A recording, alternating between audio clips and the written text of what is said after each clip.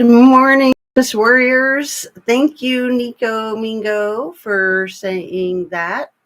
Please remember to like the chat.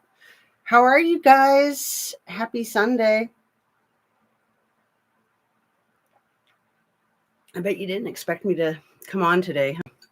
So I thought I would just come on because I'm all out of sorts. I don't want to be disgusting. So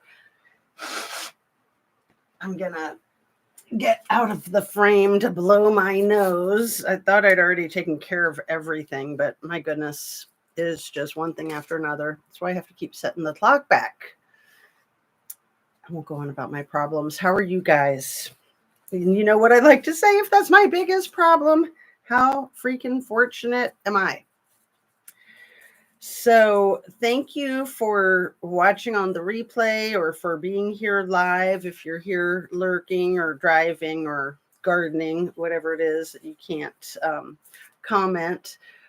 Nico made that comment a few minutes ago. So I do not know for sure that my sound is working. I do have it all plugged in, I think, as far as I know. But like I said, it's been one of those like Murphy's Law mornings. And I have my heater in the house turned on for the first time all season. Oh, hey, Nico, sound is good. Thank you. Thanks for letting me know. How are you doing? So it went from 100 degrees a few days ago to, I don't know what the high was yesterday, but it couldn't have been more than 60. It was freezing. And I like the chilly weather. So for me to say it's freezing, it had to be really cold. Anyway, we're not here to talk about the weather, are we? We are here to talk about Sandra Birchmore. So when I did my live yesterday, I mentioned to you guys that I really hadn't been looking into this case too deeply yet, but I was intending to. So I went ahead and I got a hold of the, what is it, like a 65-page court document. I already put the link to it into the description. I didn't print up all 65 pages because, you know, I thought I'd get myself in trouble if I did. Ohio's got those Indian summers. Well, right now it's like winter all of a sudden. So anyway, I did print up, I think, only 5 pages. So hopefully I won't be getting myself in too much trouble with that. Hopefully I could, oh, it's 6. Yeah, that might be my unlucky number. That's how much I had the other day. That was all insane.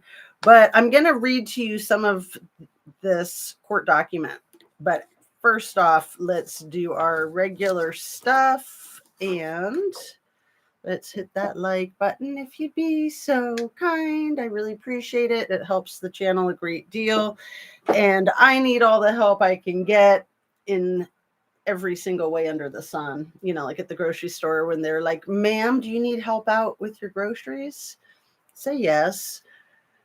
And when anyone asks me, you know, do you need any help? I always say yes and laugh. You know, I need all the help I can get. But it's nice to allow people to help you. Subscribe to my channel if you are not, please. I beg of you. And if you are, please just check and make sure that you're still subscribed. Share a video of mine with someone that you think might like my channel. If you know anybody that weird, right? And turn on your notification bell to ring a ding ding if you want to be notified when I come on live. So, you know, I got to give it to Emily D. Baker for a lot of reasons, but she actually contacted YouTube and said that having it go to top chat was stupid and that they should have it go to live chat as the default. And I was just like, wow, what a smart woman to even think of telling them that. But you would think that they already know that they're doing that for a reason. Probably because they honestly don't want people to see all the live chat. They want people to kind of be in the dark, so that their comments are not that astute and the platform isn't that powerful. That's my opinion. Everything I say is simply my opinion for the sake of hoping to start a conversation, open up a discussion, and learn something. All my videos are educational. I hope that they're educational. And I'm always trying to learn something, hoping that other people find them valuable for that purpose. And YouTube is an entertainment platform. All my videos are made for YouTube. So let's do a little test. I just cleaned off my other glasses. Tell me which glasses you guys like better. I tend to like these ones better because there's less of them. And so, you know, the wire rim is really thin. But these I kind of like because they make me look like Buddy Holly a little bit, like a female version of Buddy Holly. The glass is a little bit smaller, but the frames are a little bit thicker. And then they've got this cool green stuff on the side. But unless there's any objections, I think I will go back to that pair. That's the pair I've been favoring lately. I used to favor these, but I have another pair that's just like this pair, but they're purple. I don't know if they're handy or not. If they are, I can show you, but they're not. So that's cool. We don't need to make this show about glasses. We need to make this show about jewelry, right? And or home decor and or yoga and or true crime. No, I'm just kidding. I shouldn't be watering down my true crime, except it is Sunday morning. So I'm just trying to have a little fun with it. So let's get started. Karen Reed and Sandra Birchmore. Both of these professional women were educators. Sandra Birchmore was red-rummed when she was 23 years old, and I think it was her first year student teaching.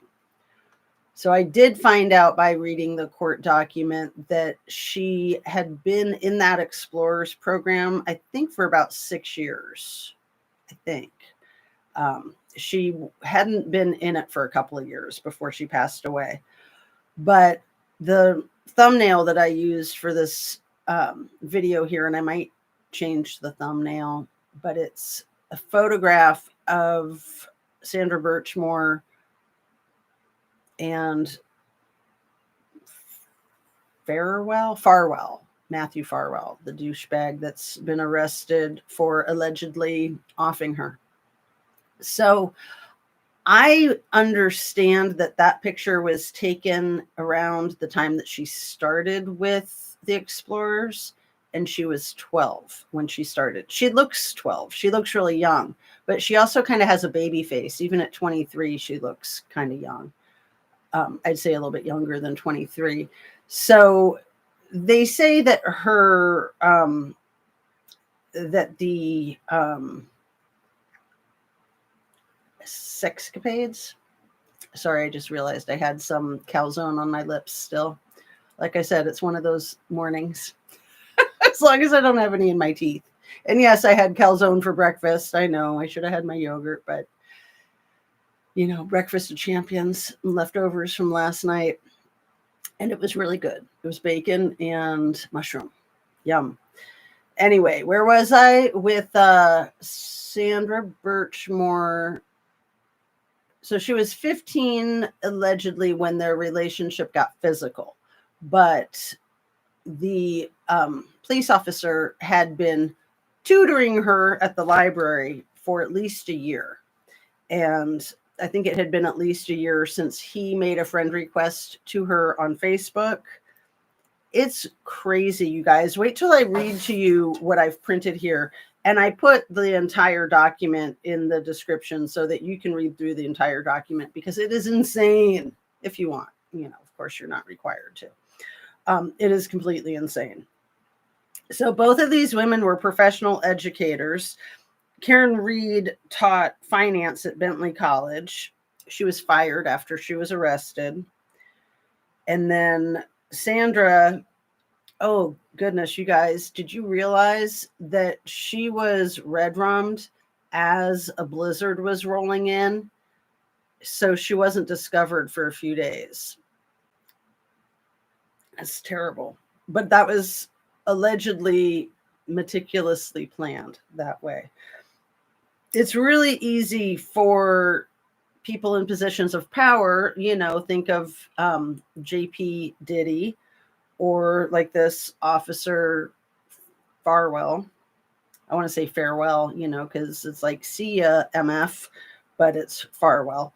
It's really easy for them to make the chicks look crazy because, to quote the detective in the Watts case, chicks are crazy, right? We all know chicks are crazy. So not true, but easy to make it look like that. And we have to be cognizant of the fact that we live in a sexist culture where that's just the way it is. That what men say is fact, what women say is fiction a lot of the time, unfortunately, is the general consensus. So these women were pretty intelligent. I mean, Sandra, starting with the Explorers program when she was 12, that's extremely motivated. I have a 12-year-old who actually wants to be in law enforcement, and she's extremely motivated, but she's not talked about anything like that. That's pretty advanced. I wonder how she learned about it and how she led up to that. Maybe I'll be learning more about her and her backstory. We'll see what's available on the interwebs, right? And then with the way the court case rolls out, if there's a trial, which it seems like there will be.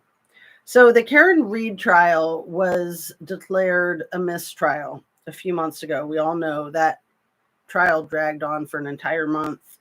And I'd say that in some ways, Karen looked guilty. Overall, I don't think that she is, because she didn't get sentenced. She didn't get found guilty and then sentenced. And when you are up against the system and they like you for a crime, you're up a creek without a paddle. And Karen Reed was smart enough to know that. She knows that the cards were stacked against her. She knows how lucky she is to not be in prison. But she also knows that she still could go to prison, because if she doesn't, if it turns out that she doesn't go to prison in the end, that's not going to be the end of the story. That might be the end of the story for her, but that's going to open up a whole Pandora's box for a lot more effery. But lucky her that this Sandra Birchmore case has opened right. It's like blown wide open right at this point in time. I think that's going to help Karen Reed's case, because a lot of people cannot wrap their minds around the fact that there are officers of the law that will thoroughly abuse their power to the nth degree. Anyway, why is nobody commenting? Nico, are you still here? I'm going to go ahead and read what I printed off from this document. So this was only filed on August 28th of 2024. It is 45 pages long, this particular grievance. There are others, though. So there was a lot more than the one. There were several documents. I just printed part of this. Yes, I'm still listening. Thank you, Nico. Good to know. Let's highlight you. And I'm going to just read you. This is mostly text messages between Farwell and Birchmore. I'm just going to get started. So it starts the top of this page. This is page 17 of 45. And I could read you the case number and the document number, but that's all in the description. Oh, hello, Bex. Lovely to see you, my dear. How are you? So you're up there in New England, probably not too far from this area where this happened, outside of Boston. Okay, so Farwell says, and maybe should I do two different voices to try to make it more interesting? Or maybe I'll just put my hand up when it's Sandra Birchmore, and then I'll have my hand down when it's Matthew Farwell. How far are you, Birchmore? Regardless of how far, we're keeping it, but 3.5 weeks, which means I conceived this month. Farwell. Okay, we need to talk then. Birchmore, no shite. That's obvious. And the birth certificate is being signed. Or hers isn't. Hers being his wife. I believe she had the baby on the same day that Birchmore lost her life. It was her third baby with her El Disgusto husband, who'd been cheating on her since before the wedding date. I can only imagine what she's going through right now. Birchmore, and so there's a break in it. No, I'm mad. You're acting how you are over a choice we both made. Beck's an hour from the courthouse. And Nico says, I used to live in New England, about an hour from Boston. And Beck says, yeah, I'm great. Yes, I am. What a horrible man. He is way worse than I knew. He had a lot of fantasies about violating youngsters.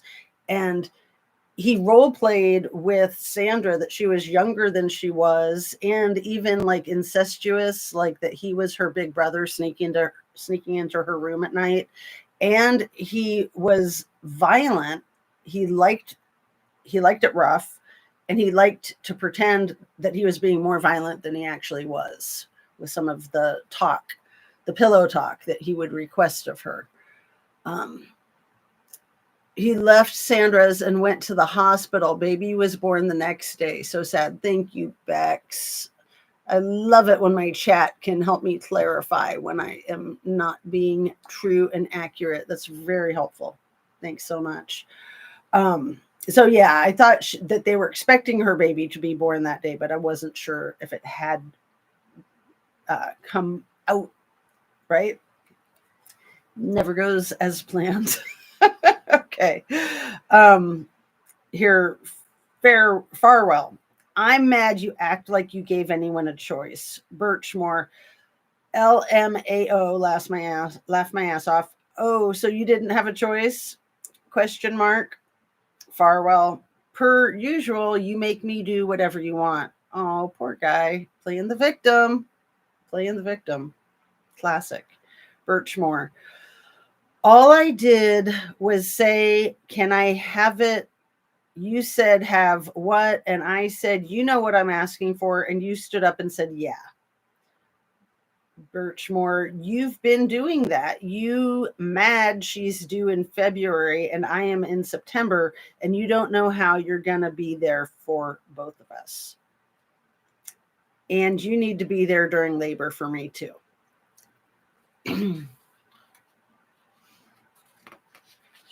Yeah, he wore a mask to Sandra's too, Bex. So he was on videotape surveillance leaving her place.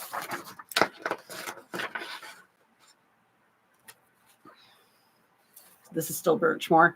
I'm down for discussing it in person, but the more I thought about it, you signing it really isn't going to have an impact on you because of the way things are going to fall in the future.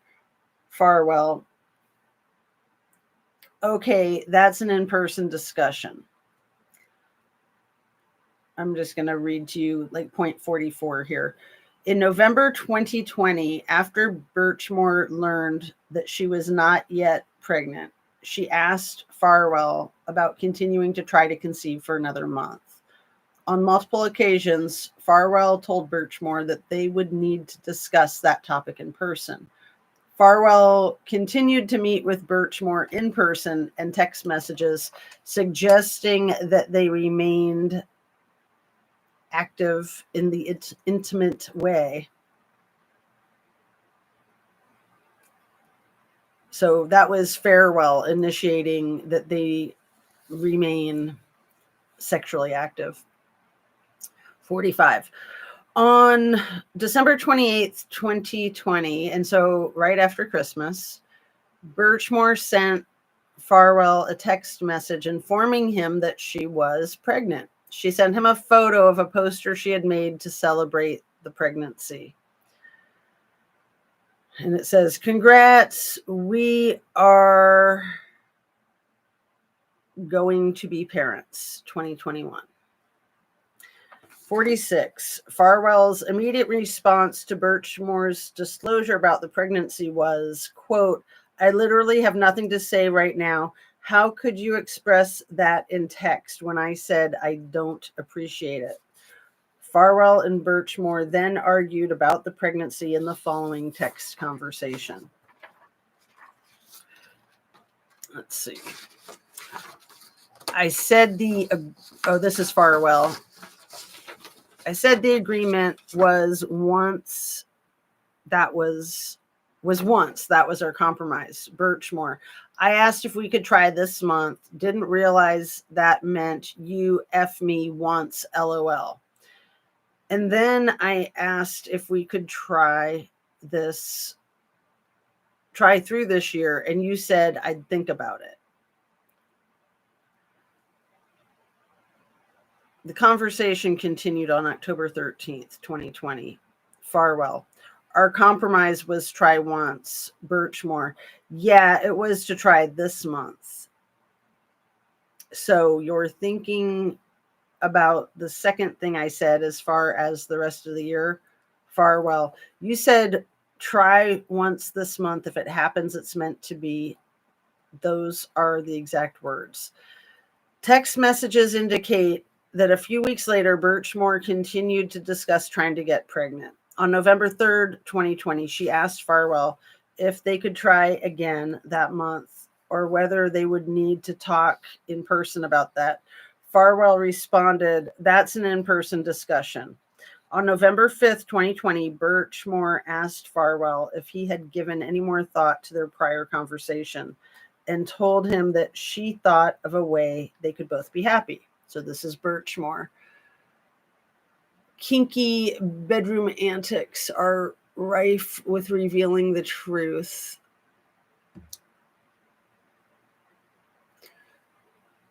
She had no idea that he had red rum in him. I think she might have had an idea, but she probably didn't believe that he would go through with it. If she had, she probably would not have given him a key. I think she still had hope that she could win him over from his wife with the 3 kids, since she'd been with him since prior to his wedding date and consistently for almost 10 years. Almost 10 years, you guys. And starting when she was maybe 14, I think might have been how old she was when they first started fooling around. I think she was 15 when she lost her virginity to him. And then she was 23 back in 2020, 21. It was, I think, February 1st of 2021 when she was no more. So Birchmore, how would you feel about us having a baby, you being there and signing the birth certificate? There's never going to be a need for your information anyway, so you'll be safe there. And I won't talk shit about her or your kids. That way we both get what we want. You asked me the other day what I wanted, and I didn't want to give it to you in the form of an ultimatum. So I am trying to do it with you as a compromise type of thing. Can you tell me what you thought of?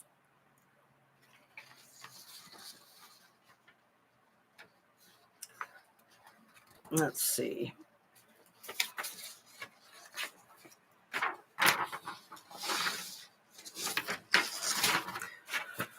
All right, that's half of what I printed off to read to you guys. And that's where that part ends, I believe. Yeah. That was off of page 17 of 45. So I wanted to jump to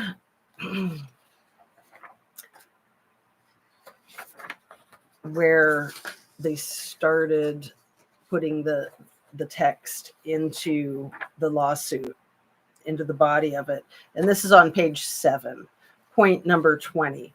On February 11th, 2020, Birchmore and Farwell discussed the exact day that Farwell took then 15-year-old Birch's virginity. So this is going back a full year before she lost her life.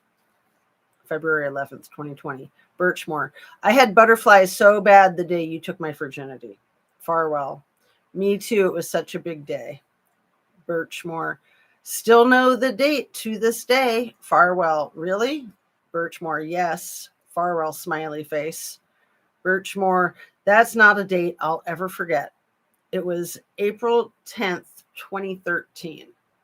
So if you do quick math, I think she was 15 years old, because again, 2021, when she lost her life, she was 23 years old. So this is 8 years prior. So yeah, 15. Farwell, smiley face. Birchmore, best day of my life, face with heart emoji. Farwell, me too. Section 21, on June 19th, 2020, Birchmore and Farwell had the following conversation in which Farwell reminisced about his past criminal sexual abuse of Birchmore. Trigger warning. Birchmore, I'm glad you agreed to take my virginity, though. Farwell, me too. Farwell, LOL. If I pushed, I absolutely could have effed you without condoms from day one. Birchmore, probably if you really pushed it. I was kind of scared to say no in the beginning, not knowing how you'd take it. So yeah, you would have got no condoms, LOL.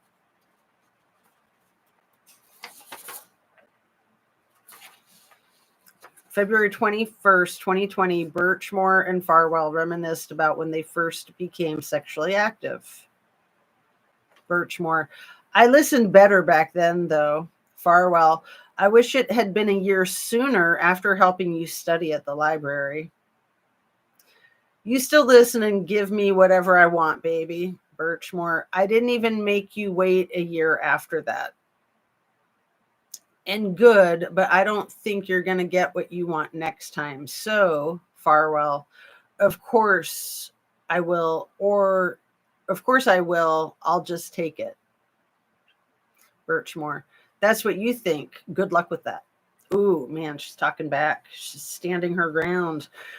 Farwell, what was the first day you said, OMG, I want this guy to be my first. I want to feel him inside of me. Birchmore, yeah, so 2012, I finally decided that I was going to try and find a way to F you and just wasn't sure how. She said that to him in 2012.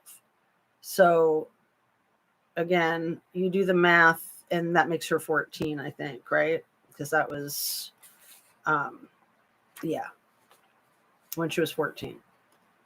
So she'd known him for a couple of years. Birchmore, how did you feel when I asked to make your dream come true? Farwell, amazing. Birchmore, good. Farwell, I absolutely would have effed you in 12. Birchmore, in 12. Farwell, in 2012. So, I think she's looking for the same clarification that we're looking for. We're like, wait, 12? What? Part 30. Agents have also interviewed one of Birchmore's childhood friends, hereafter person 3. Person 3 confirmed that Birchmore would meet Farwell to, quote, help her with her homework. Moreover, person 3 indicated that Birchmore confided in her that she was meeting Farwell in early high school to have sex with him in his police car or his truck. So they have a list. I didn't print it out. It's in the lawsuit. They have a list of specific times, days, and places with timestamps of when they were doing this, when he was on the clock. Because as you guys probably know, every second of a police officer's shift is documented. That's what they do. They document everything. So he still got away with this for a very long time and thought that he was going to get away with it completely until he was just arrested, I think, last month, right? So he's being charged. They're stacking the charges against him, as they well should. One of the charges is wire fraud, because while he was getting his paycheck electronically deposited automatically into his USAA checking account on payday at the exact time that that money was being transferred, he was literally screwing around while on the clock. So they're saying that that was fraudulent because he was stating that he was working when he was not working. So I think that's pretty crafty of them to put that together, and it's valid. It holds water. So wire fraud is added to, I mean, you got to stack the charges against a criminal like this because he's savvy and he's connected, and there's going to be a lot of people protecting him, because if he goes down, they could be next. So let's see. I feel bad for his wife too, and his kids. I mean, they're going to grow up. The one that was born the day after he committed red rum, eventually that kid is probably going to know that. Probably not until they're a teenager. They'll start asking questions. They'll put it together. And honestly, it's best to be honest with kids once they start asking those questions and putting it together. You don't want to lie to them. You just don't, then they really have the bottom fall out eventually when they do figure it out, like maybe when they're 30 and then realize that their life was a lie. So, the mother can just say that she found out that he was cheating on her when she was in the hospital ready to give birth, and then just leave that. The kid probably won't ask questions until they're 12 or older, because their brain just isn't going to go there.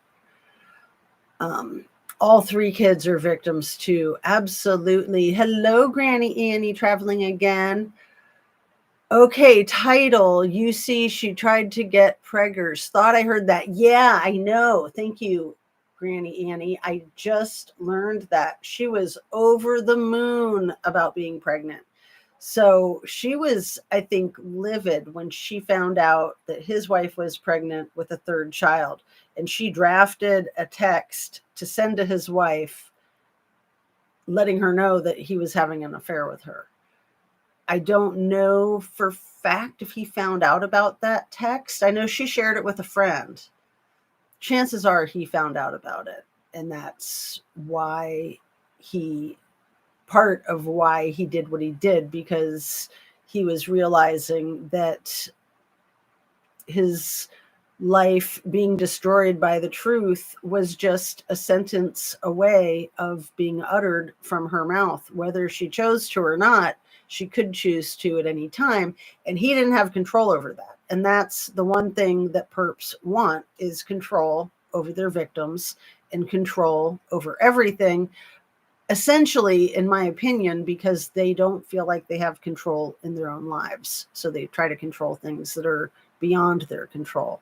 And for a long time, Sandra Birchmore allowed him to control her. I think in some ways she liked it, because it was part of their dynamic. He was older, she was younger. And I was incorrect about the number of years. He's 12 years older. So obviously, Micah and JP Diddy have the 15-year age difference that I was speaking about yesterday. And I was doing my math wrong. Fuzzy math, you know how that gets. So Sandra was 12 years younger.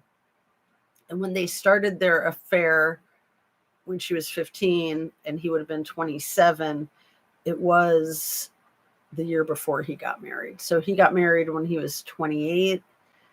And then the affair continued for almost 10 years. So he was 36, 37-ish when he took her life. It's so sad. Granny Annie says, I heard wife knew about Sandra years back.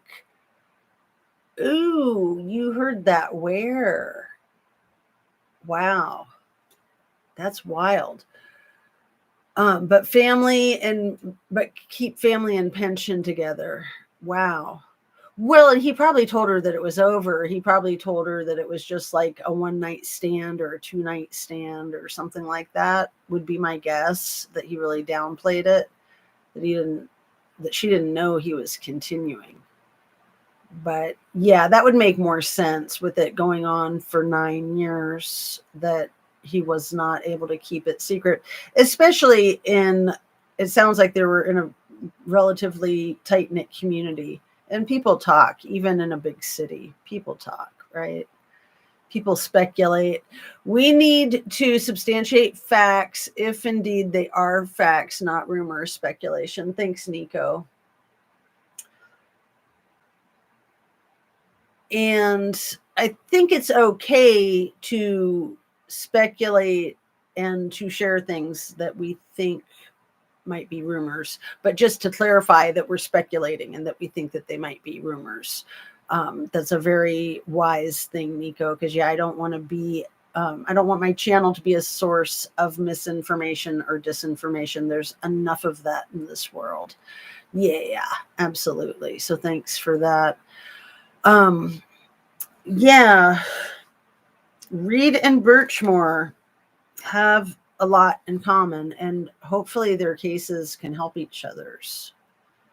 The fact that they were both professional educators and that they were still made to look like riffraff and that it worked, I think, in both of their cases. I mean, with Karen, I'm surprised she didn't get found guilty at her during her court case. Like, really, in her trial, I was shocked that she wasn't found guilty, just because I know the way the system works. And when you're liked for a crime, you're going to go down for it. I mean, it's a fact of life, in my opinion. So when law enforcement wants to pin something on you, they dot their I's and they cross their T's, and you can't undo it. Law enforcement can undo it, but mere civilians do not have that kind of power and authority. They can hire expensive lawyers to try to take a stab at it, but then you have to have a lot of money to pay those lawyers. And it sounds like Karen Reed had a substantial amount of money to hire the best defense, which is why she's not in prison right now. So good for her, and even better for her that the whole Sandra Birchmore case is blowing up before the retrial starts, so that people can understand, because in Sandra Birchmore's case, it's a lot more cut and dry of what a douchebag this representative of our law enforcement was, and how he abused his power and how sick he was. They have his own admissions in the texts. They have electronic records of Google searches that he made for how to destroy evidence, and then Google searches that he made for how to destroy Google searches that he made. Yeah. And I don't know if he was stupid enough to do that on company equipment. That would be weird if he did that on law enforcement's internet. But even doing it on his own internet, he should have known better, because he would know a lot about internet electronic data forensics, right? Oh, and he used to serve in the military, you guys. I was really devastated to find that out, because he was an enlisted Army soldier, which right before he became law enforcement, and then he worked for a different department before he got hired by the Stoughton Police Department that he was working for when this happened. And then I don't know if his identical twin brother was also with the Stoughton Police Department. If you know Granny Annie, or if anybody knows, I know that his identical twin brother was an officer. And then I think that they were in the same department and that they both were in that Explorers program. I think he was the lead of the Explorers program. He had a lot of authority with training, with firearms, with explosives. And he had that authority because he had specialized in that in the military. So he not only makes our law enforcement look like the scum of the earth, he makes, he throws a lot of shade at our armed forces, unfortunately, because that's just a disgrace, an absolute disgrace. Let's see. Same channel that had Sandra wanting to be pregnant. I can't remember a guy's channel. Thanks, Granny Annie. And yeah, this is why I like to link up all of the channels that I've been focusing on before each segment so that you guys know where I'm getting my information. Since I don't have all my documents printed out and I don't have my split screen, I was Googling last night trying to learn how to do a split screen, but I don't know if my brain could take that. I'm curious about a deeper dive into the escapades of that PD. I know, Nico, and at the same time, it's like just trying to stay focused because both of these two cases are going to take us on a wild ride. Absolutely.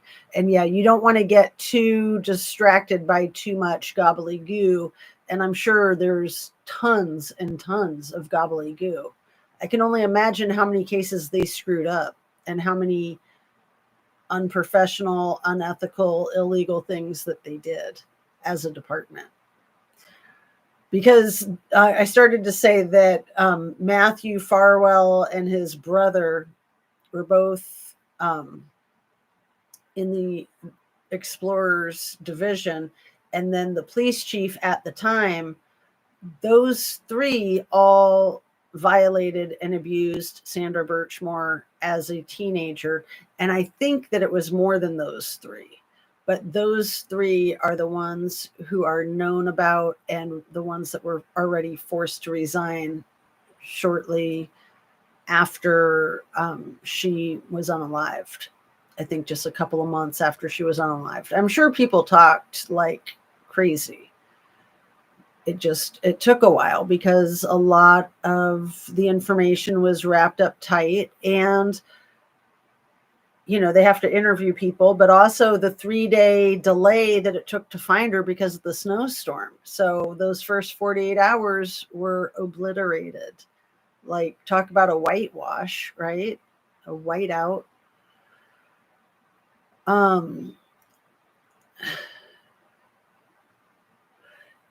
Annie says, I catalog my videos. We'll try to figure out the guy. Same one with her wanting to be preggers. Yeah, so you probably know how to go to your history on your YouTube and to see all of the stuff that you've been watching. And when you do that, you can right click and get the link to whichever one it is that you want to get the link to. So that's what I do when I'm linking them up in my description. I just go to my history and then I right click the ones that I want to link up. And I usually try to link up the channel also, so you can go to the channel yourself for any other videos of theirs. Everyone who premeditates red rumming somebody thinks they found the perfect way to get away with it, regardless of other extraneous information or knowledge. Well, right. You would think that he would have been a lot more intelligent in his execution of his disgusting plan. But obviously he's not very intelligent, or he wouldn't have been doing this to begin with. And yeah, he made a lot of big mistakes,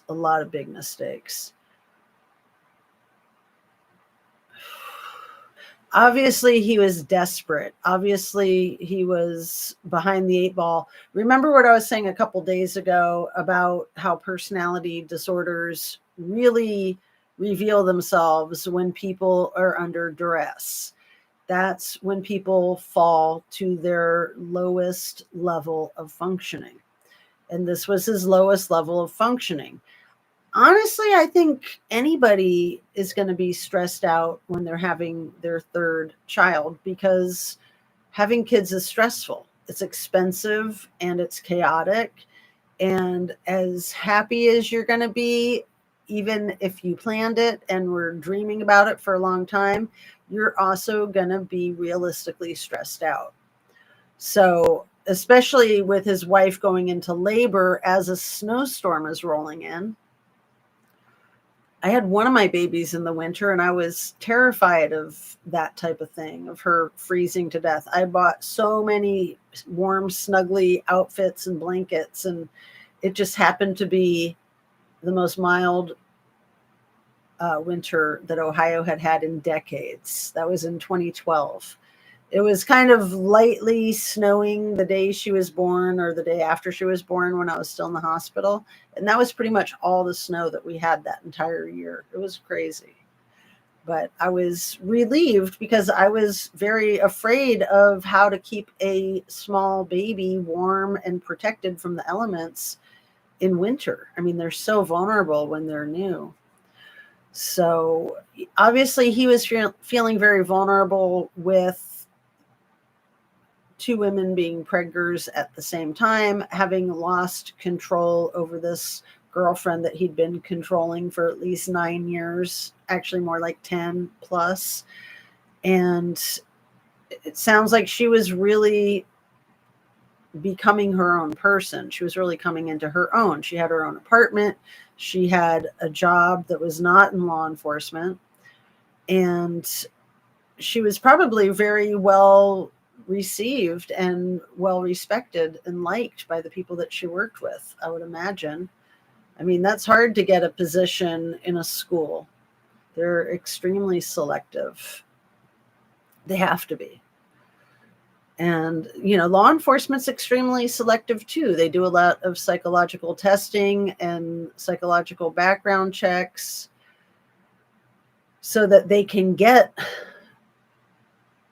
you know, the best of the best, the cream of the crop, the finest minds, but it's not foolproof. They get a lot of these scumbags, these power trippers. And Death Valley Tiger, hello, makes this comment. Wait, did I read the last one? I think I read that last one. Yeah, I did, Nico. Many of these local police forces are not necessarily put through rigorous interviews and background checks. Even the departments that have it and stick to it, people still slide through. Sometimes they miss things. Sometimes they get, you know, advanced before they should because of glitches in the system, people's schedules or snowstorms or what have you. And sometimes things are just missed. Things are covered up, or sometimes they're discovered and people don't care. I mean, a police department should care, because a bad officer is a liability on their department. When they get sued, the department gets sued, not so much that officer.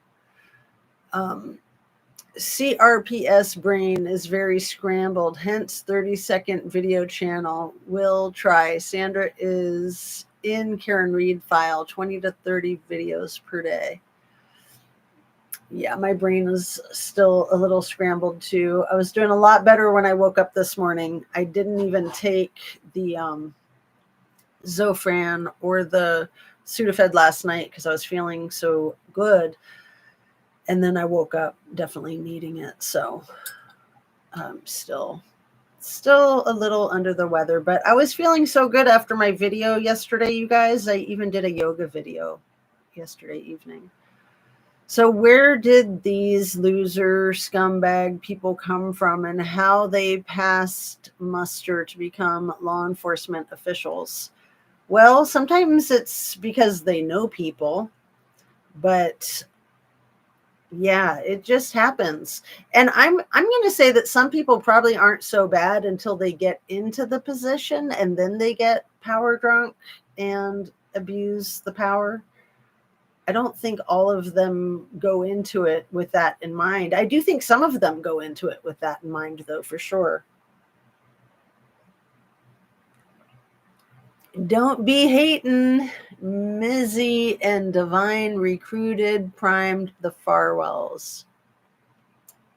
Also, read Divine worked as instructor in the FBI's Law Enforcement Executive Development Association program. Will he and others be held accountable? Probably not, is my guess. They should be, but they probably won't. So who's this Mizzy, and is it Divine or Dwine? Probably Divine. Um,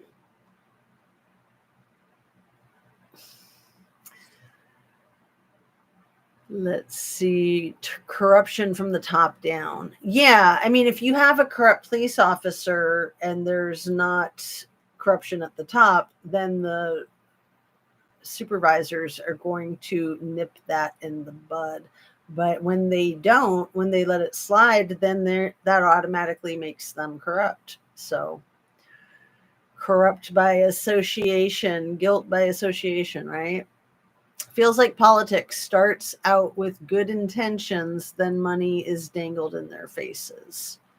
Mizzy has been speaking up for Sandra from the beginning. Thank you, don't be hating. Yeah, I have not been focused so much on this case, just really probably until the last 24 hours. So, Mizzy, that's cute. It reminds me of Maisie, the little mouse. Maisie the mouse. Divine was integral officer in Explorer's program. Was he the police chief? Is he the other one who lost his job? Um, let's see.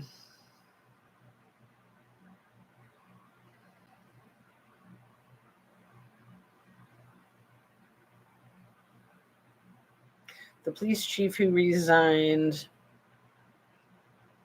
in Sandra Birchmore's case.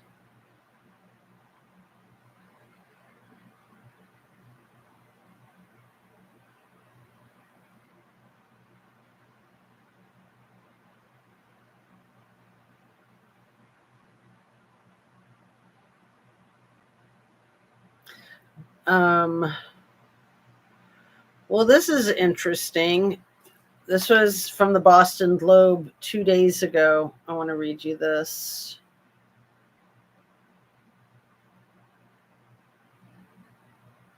Oh, there's a lot of great information. So, detectives arrest in Sandra Birchmore. Let's see.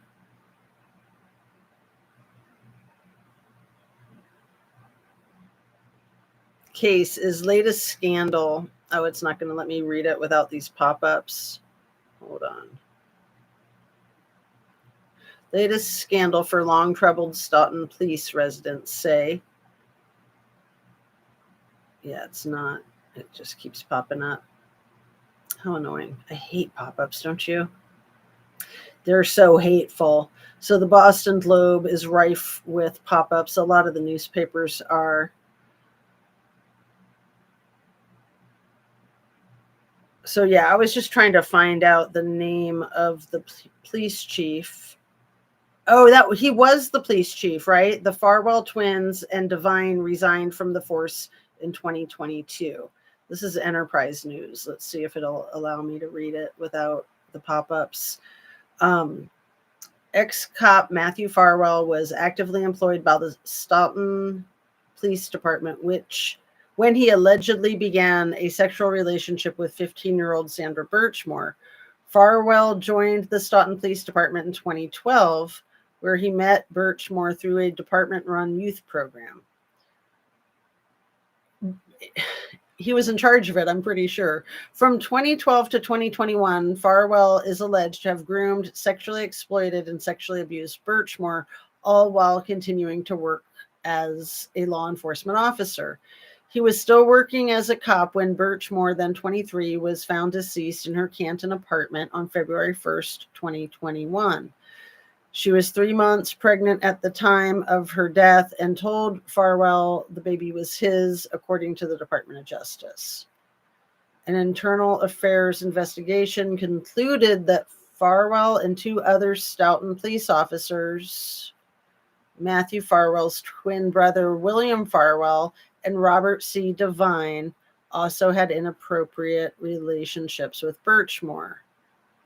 So Robert C. Devine is the police chief, right? Or was the police chief? And all 3 of them resigned in 2022.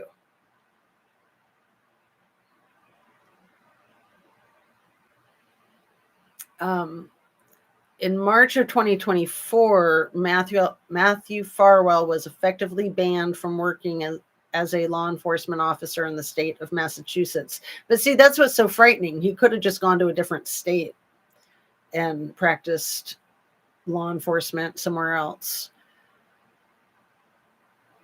He entered a voluntary decertification agreement on March 21st, 2024, agreeing that the allegations regarding his relationship with Birchmore, whose death at the time was still officially deemed a suicide, and other actions would support revoking his law enforcement officer certification, according to the Peace Officer Standards and Training Commission's records. What is his current job?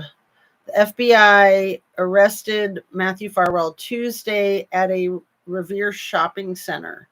He was driving a gravel truck, says Stephen Keller, assistant special agent in charge of the Bureau's Boston office. Interesting. Driving a gravel truck. So, my first thought is, well, that's a good position to have if you want to be connected for hiding a body.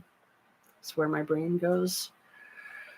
Anyway, I am sorry that I'm still so fuzzy, you guys.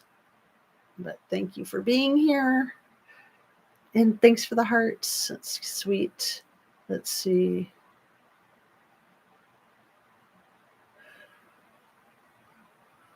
Okay, so Devine was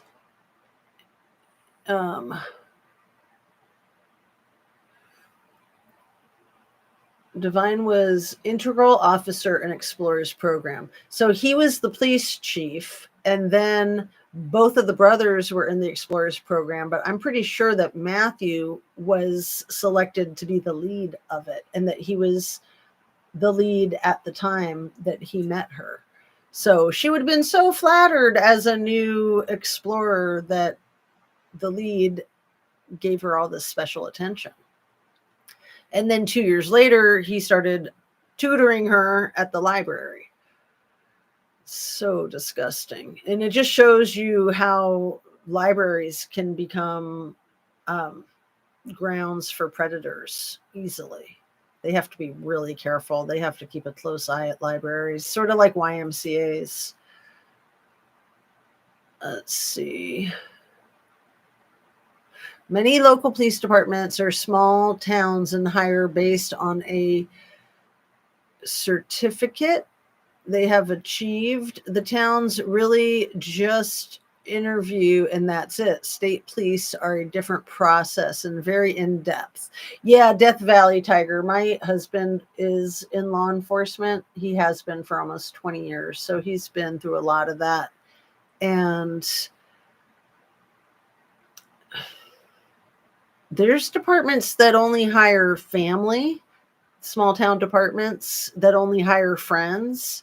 And that kind of nepotism does not do well in public safety. It's very much not safe, because then you've got these people in these positions of power that don't have the qualifications to be in these positions, and they don't know what to do in a true emergency. And cops have a really tough job. Like, they have to think on their feet and respond on a dime, and they can go from 0 to 100 in a blink of an eye. They can just be having a nice friendly moment at the donut shop, and then they're chasing a bank robber and have to use lethal force.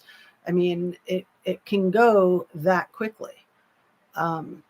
They have to be able to switch gears quickly, and they have to know the law. They have to know how to apply the law, and they have to be physically fit. They have to be mentally fit.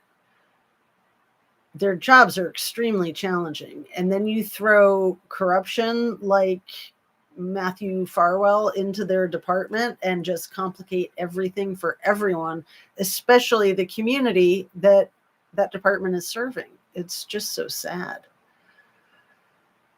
Thank you for your comment, Death Valley. That's very, very insightful. I'm going to read it again. Many local police departments are small towns and hire based on a certification they have achieved. The towns really just interview and that's it. State police are a different process and very in-depth. But I've known state troopers who were able to skate around the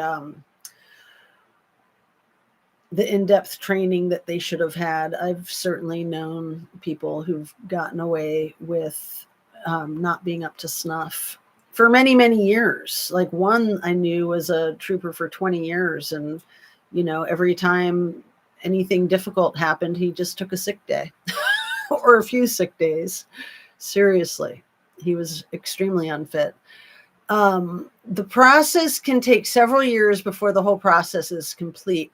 Right. Well, often and wisely, departments will hire people as part-time, even if they work them 40 hours a week or more. If they're on a part-time status for 12 months, that's sort of like an extended interview. They're really just testing the water with this new hire. He is the other one. He retired, I think. Look Mizzy up. She's amazing. I will look Mizzy up. Thank you. Yeah. I thought that I had learned early on in this case that Sandra Birchmore didn't really have a supportive family, that like her parents might have passed away or something like that. But maybe I'm not correct about that. I don't know. But I thought that was one of the things that made her so vulnerable to this predator. And yeah, I'm very curious about Mizzy. So yeah, I like to say when people got resigned or got retired, with the air quotes, because usually when law enforcement is going to get fired, they're given an opportunity to resign or retire in lieu of being fired. So it's getting yourself resigned, getting yourself retired, basically. Death Valley, thank you. Praying all comes to light. He was one of 3 PDF file cops, right? Divine and both Farwell brothers. So those are the only 3 on record that abused Birchmore, but I'm pretty sure that there is more in the department that abused her. I hate pop-ups, so I know they are so annoying. They're the worst. I guess I could pay like $20 a month to not have them, but that just seems a little lavish, but I should probably just go ahead and do that. It would make my life a lot easier. I think I have sinus infection too after a bad cold my son gave me. Take care all. Oh, that's so annoying. Yeah. And I didn't get a cold. I just had the allergies and still have them. More of a threatened community than a protected community. Nico, that's a really good point. Yeah. When you have a department that is there to protect and serve themselves and not the people that they're being paid to protect and serve, it is putting the entire community in harm's way. Honestly, truly. Yeah, very vulnerable. Sandra was a young girl thinking she was in the safest place to be protected and guided. That is such a good point. I like the way you phrase that. Yeah. she definitely thought she was safe. And, at the same time, I mean, she was being a little bit of a rebel herself, but she's a teenager. That's kind of what teenagers do, right? See what they can get away with. It's very sad. It's very sad. It's very, what's the word? It's depressing. It's just awful. If that's as good as it gets, is police officers like that. I mean, this is a worst case scenario, but also this is a worst case scenario that we know about. Just think of how many situations like this we don't know about. I mean, honestly, it instantly reminded me of Lake Chappaquiddick with Ted Kennedy and his blonde secretary in the car. What did she know? Right? That whole thing was probably very similar to Sandra Birchmore. Maybe she was pregnant. And then, Ted Kennedy had quite a career until he passed away. I think that was Ted Kennedy, wasn't it? It was one of those. And then this most recent Kennedy with the whale head. Have you guys heard about that? I wasn't going to say anything because it sounds made up. Okay. So the most recent Kennedy, the one that was running for president, who then withdrew his campaign, he had an incident at Cape Cod with his family where there was a dead whale on the beach. And he ran down to the beach with a chainsaw in hand. I'm not making this up. You can Google it. Chainsaw in hand, sawed the whale's head off. It gets worse. Bungee corded the head to the top of the family vehicle, drove it home for like scientific examination, but home was 5 hours away. Drove for 5 hours with a severed whale head bungee corded to the top of the family vehicle with the family in it. And it still gets worse. It still gets worse. The way his daughter described it was there was whale juice coming in the windows. Like they had to leave the windows down, probably because of the bungee cords. And so the whale juice was coming into the car on the freeway. And the family members all put plastic over their faces to protect them from the whale juice with holes in the mouths so that they could breathe.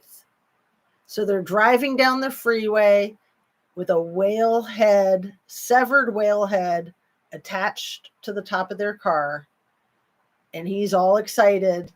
5 hours he does this so that he can study this whale head at his house. Not to mention how highly illegal all of that is. You do not mess with a beached whale. You do not sever its head. You do not attach it to your car. You do not drive down the freeway.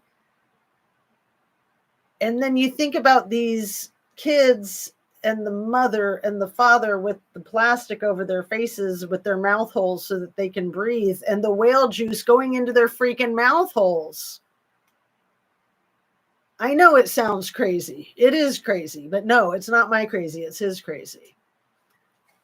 Like the Kennedys need more of that riffraff in their Kennedy reputation. That's the craziest. That's about as crazy gets. But see, that's the thing, is these people are so entitled. They think they can get away with this stuff, and they do. They do. Sorry, I just kind of went off with the whole Kennedy thing. I could keep going with that, but I won't.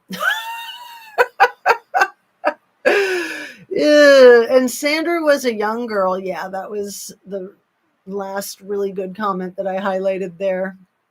Morbid, no words. I love his message, but what the actual F? That and the bear story. OMG, I have not known the bear story yet. I probably shouldn't look. Death Valley Tiger says, yes, Mary Jo. Oh, the blonde secretary has a name. Thank you, Death Valley. I just remember being up at the Griffith Observatory in Hollywood, you know, where Rebel Without a Cause was filmed. And there was a newspaper, the cover of the newspaper in one of their art exhibits, their history exhibits, had Neil Armstrong walking on the moon. And right next to that front page of Neil Armstrong walking on the moon was this tiny little article, and it referred to this woman, Mary Jo Kopechne, without a name, referred to her as the blonde secretary. I'm not kidding you. And I was so stunned. I was probably around 20 when I was there at the Griffith Observatory seeing this with my own eyes. And I thought, what terrible luck for the senator. But how lucky for truth to be out there, that newspaper cover is forever going to be in the spotlight in our history of our country. Mary Jo Kopechne, thank you so much for that. RFK Jr. is not playing with a full deck, but I didn't need to tell you that. Anybody who's severing whale heads, tying them to the roof of the car, even if they were just to drive like a block down the street with it, but 5 hours, RFK did that. Anna Bees, Google it. I'll put a link to it in the description so you know I'm not making it up. Yeah. I just found out about it this last week. I was like, wait, what? Give me a break. And how is this guy not in jail? Because he's a Kennedy. A lot of people would probably be arrested for that, I would think. Sounds like Kennedy files may be released. Government does not want us to know what they do, in my opinion. Well, because that's just another day, right? That's just a regular day at the office, the severing the whale head with the freaking chainsaw and making your family drink whale juice. Anna Bees says, sorry, hi, Jazz and everyone. She was from the area of Pennsylvania I am originally from. Oh. And she was working in Washington, D.C., probably, right? As his blonde secretary. I'm sure that was probably how they advertised the job description, was looking for blonde secretary, right? Yeah. So I'm in Ohio. I'm right next to Pennsylvania. I love our country. I'm extremely patriotic. I grew up in a military family. My oldest son is serving active in the military right now. He goes to the Pentagon routinely, which my granddad worked at the Pentagon too when I was a little kid. And I just love our country. I'm not saying that our country's perfect. It's really sad, though, for all of us to have this kind of corruption going on, like the Kennedy kind of corruption, this law enforcement kind of corruption.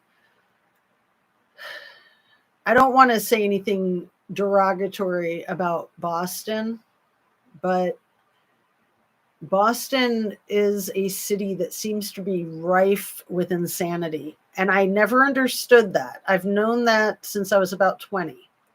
When I went off to college, one of my boyfriends, one of my more serious boyfriends, was from Boston. And I went there with him one summer for his brother's wedding. Got to stay in, is it called Newberry Hill? Like right downtown, really trendy part of the city, really cute. And we hung out on Nantucket Island for a week. Did all the cool stuff. Got to go to Harvard. I made jewelry for a living at the time, and my mother had sold our jewelry to the Peabody Museum at Harvard.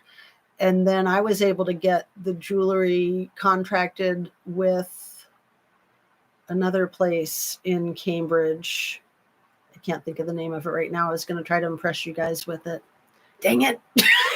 That's what I get for trying to impress, right? I mean, freaking Peabody Museum at Harvard, that's pretty impressive. We were also in the Chicago Art Institute, Georgetown Cotton in Washington, D.C., and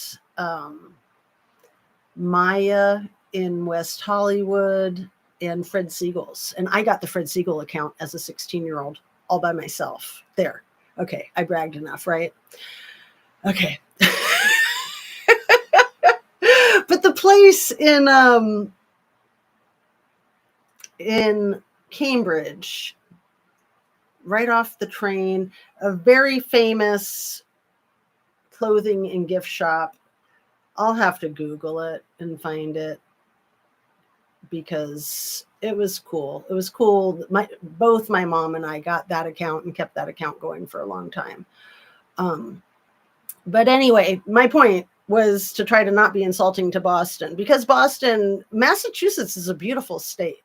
And Boston is an extremely cool city with a very, very rich history. So I'm really not trying to be condescending at all.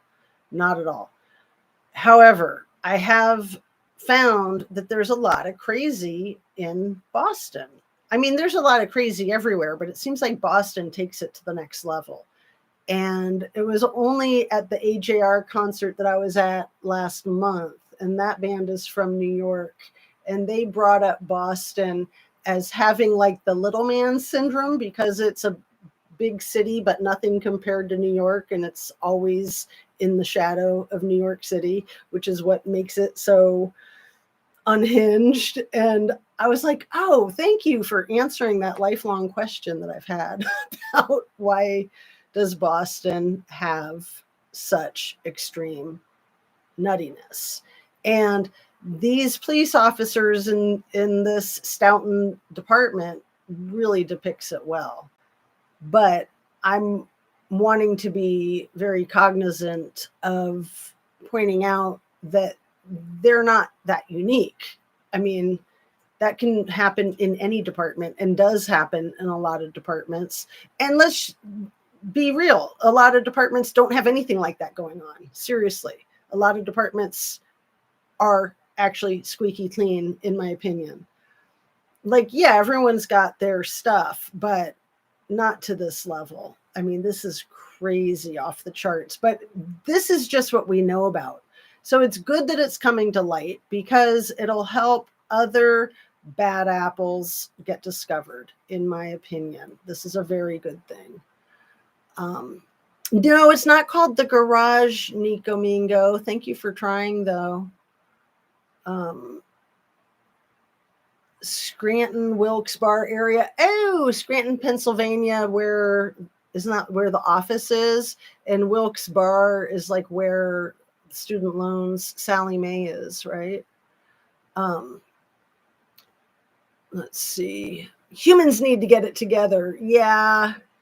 And, so often it is men victimizing women. But like in my video last night, I was pointing out those firefighters from Georgia, where it was the male in the relationship that had been a long-term victim of his girlfriend's as a domestic violence victim. And then she shot him in the head, murder-suicide in Tennessee a few months ago. It's not always men victimizing women, but it is a lot of men taking advantage of women. It's really sad. It's really sick, and it needs to stop. I loved your country until the corruption got too obvious. Now I'm embarrassed. Oh, Granny Annie, you're so cute. My country. It's your country too. This land is your land. This land is my land. Not that I am proud of Mexico. Yeah, really, come on. But I have learned to navigate its corruption well. I hope you can stay safe. Yeah, that is pretty impressive. Anna Bees, you're so sweet. You're so sweet. Yeah, the Harvard Peabody Museum was always one of the major feathers in the cap for sure. Oh, and what was the name of the gallery that I got our work in Seattle? I want to say Foxfire, but that Fireworks Gallery in Seattle. That was huge. And I landed that contract not by myself, but I had hired my own rep and he landed me that contract. I hired him to land that contract because I was so intimidated. and he landed it very well. I gave him 5% and he was happy, I was happy. So, and because it was his first rep, his first time representing an artist, and he was kind of a jack of all trades, so he was really excited to do it. He was one of those people who could just kind of do anything. And honestly, that's the upshot of it. The downshot of it is that he could really be a con artist, but he was a friend and he was mostly good. I knew he could do it. He wasn't so sure he could do it, but he did it. Fireworks in Seattle, and they're still around. They're huge. They are huge. Hello, ma'am, Jazz and chat. Mrs. Amir Zaza. They probably were Yankee fans, LOL. Oh, that's too funny. I've heard how terrible they treat visiting baseball teams. They all hate going there. Oh, that's so funny. That is so funny. I've never heard that, but I know baseball's their thing. I mean, the Wrigley Stadium, big time. Big time. I had no idea, Anna Bees. I bought a bracelet. Oh, just like the one. I did not make this. This is similar to the work that I would do, but I did not make this. This is really cool where they made the clasp out of beads also. I don't think I made any of what I have on other than the earrings. Let's see, I remade the choker. Oh no, this one I made. I totally made this one on the bottom. I made this right around the time I started my channel 2 years ago, and I wore it all the time.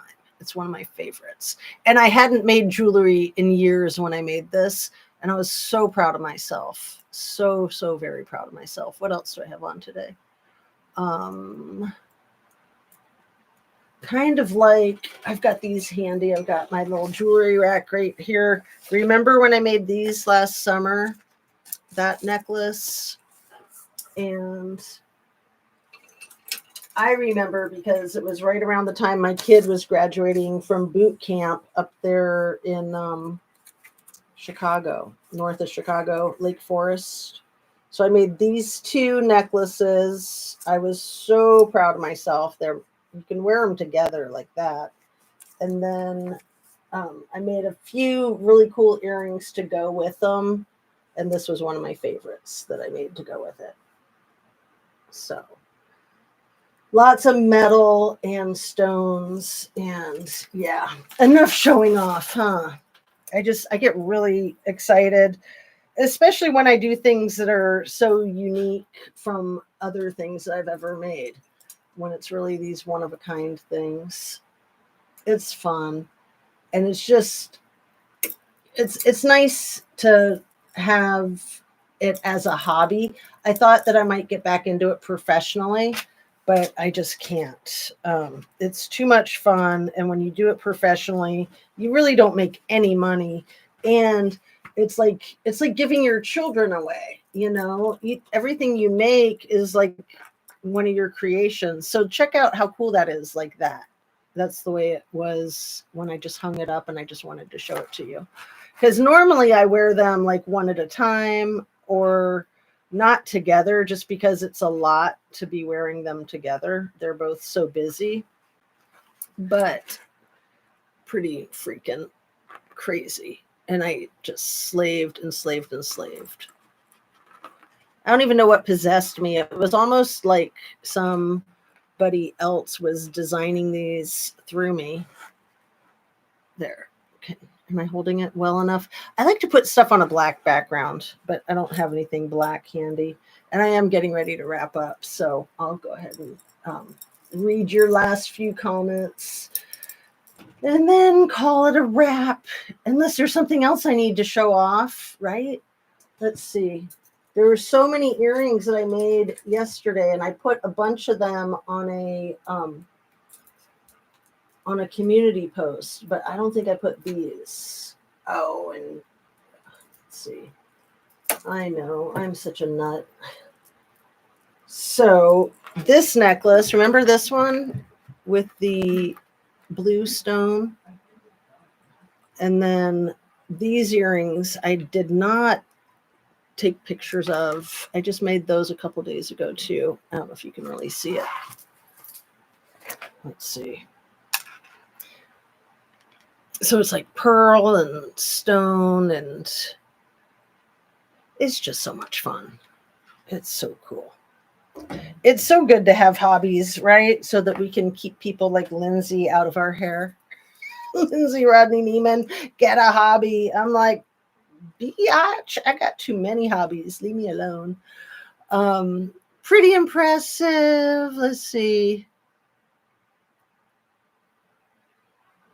That one, yes. Love that one. I know I love this too. Any bracelets like that, I think of as like Wonder Woman bracelets. I'm like, ting, ting. This is 3 bracelets. Like I said, none of them did I make. I think the real Bohemian one, I think that's probably from the Sundance catalog. They do a lot of real Bohemian stuff like that. And then these are just like department store. This one is like cloisonne, like enamel, and then this one is just crystals or rhinestones.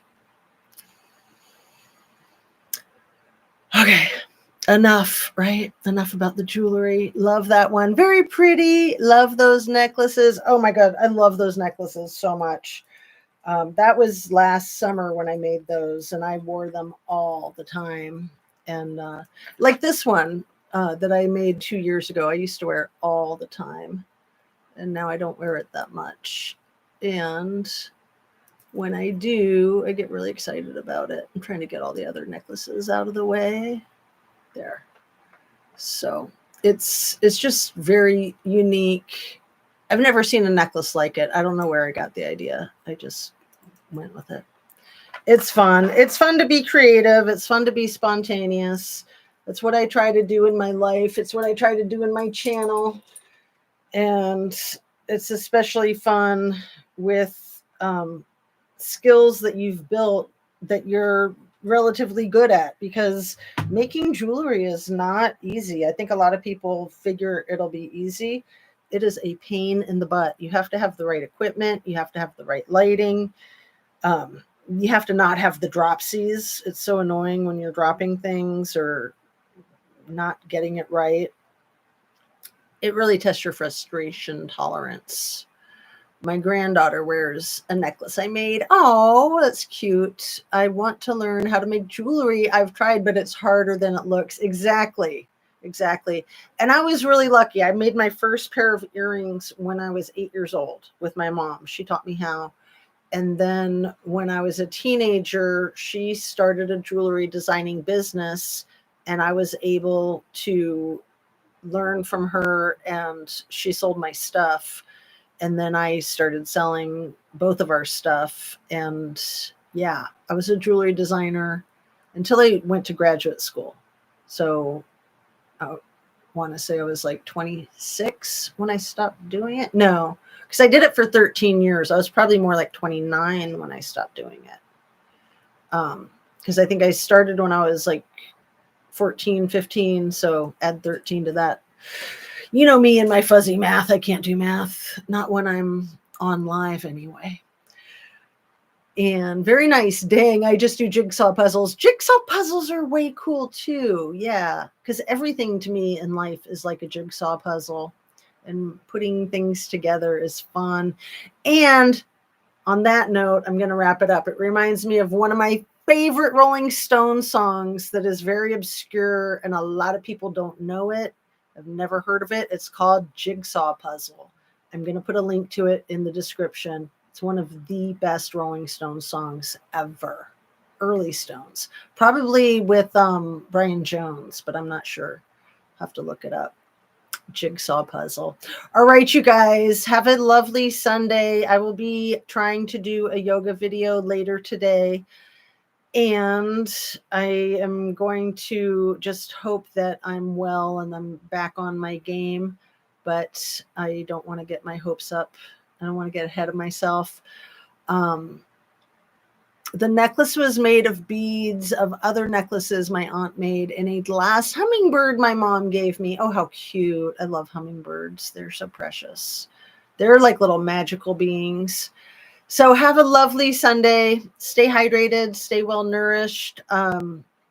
Take care of yourself. Be kind to yourself. Be kind to others. Be forgiving of yourself. Be forgiving of others. Rock and roll. Peace and love. Take care. I know. I love trying to talk. I love trying to speak. I love trying to tie music into my channel because there's just so much great music in the world. And I'm not a very good musician. I have recorded myself and put that on my channel, and I'm not doing it for any other reason than just to do it, really. Just doing it. So, but more, I like to put other music on my channel, but then you can't do that because of copyright stuff. So I can just put links. Bye, everyone. Have a great Sunday. All right. Peace out. Love and light. See you on the next one. Thank you so much for watching. Have a great afternoon.